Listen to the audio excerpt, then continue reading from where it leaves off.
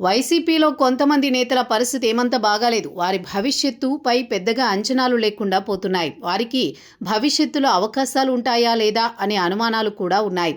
ప్రధానంగా కాపు నేతల పరిస్థితి వింతగా ఉంది. వారిని రాజకీయాలు చేస్తున్నారు జగన్. కూటమి వచ్చిన తర్వాత వారిని ఒక రక్షణ వలయంగా మార్చుకున్నారు. అయితే క్షేత్రస్థాయిలో వారికి నియోజకవర్గాల కేటాయింపు, స్థానికంగా రాజకీయ ప్రాధాన్యం లేదు.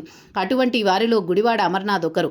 జగన్పై విమర్శలు వస్తే ఇట్టే మీడియా ముందుకొచ్చి కౌంటర్ ఇస్తారు. ఒక మాటలో చెప్పాలంటే జగన్పై ఈగ వాలనివ్వరు. కానీ ఉమ్మడి విశాఖ జిల్లాలో ఆయనకు రాజకీయ ప్రాతినిధ్యం లేదు. పేరుకే చోడవరం ఇన్ఛార్జ్, కానీ అక్కడ మాజీ ఎమ్మెల్యే కరణం ధర్మశ్రీ అనుచరులు అస్సలు సహకరించడం లేదు.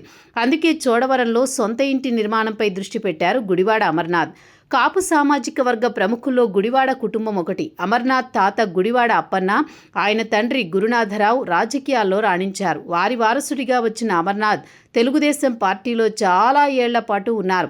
వైసీపీ ఆవిర్భావంతో జగన్ వెంట అడుగులు వేశారు. 2014 ఎన్నికల్లో అనకాపల్లి పార్లమెంటు స్థానం నుంచి పోటీ చేసిన అమర్నాథ్ ఓడిపోయారు. 2019లో మాత్రం అనకాపల్లి అసెంబ్లీ స్థానానికి పోటీ చేసి ఎమ్మెల్యేగా గెలిచారు. అసెంబ్లీలో అడుగు పెట్టారు. 2024 ఎన్నికల్లో జగన్ ఆయనకు అనకాపల్లి టికెట్ ఇచ్చేందుకు విముఖత చూపారు. చివరి నిమిషంలో గాజువాక నుంచి పోటీ చేయించారు. టీడీపీ అభ్యర్థి పల్లా శ్రీనివాస్ చేతిలో ఘోరంగా ఓడిపోయారు గుడివాడ.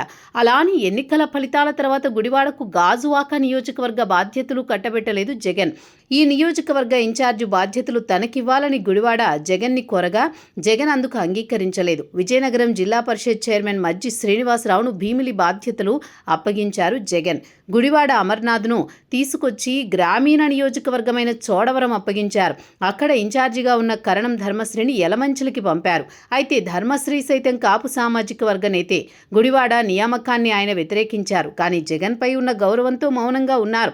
ప్రస్తుతం అక్కడ గుడివాడ క్యాడర్ సహకరించక గతంలో చోడవరం నుంచి ధర్మశ్రీ ప్రాతినిధ్యం వహించడంతో ఆయన వస్తారని క్యాడర్ నమ్మకం పెట్టుకోవడంతో గుడివాడకు ఇబ్బందికరంగా మారింది.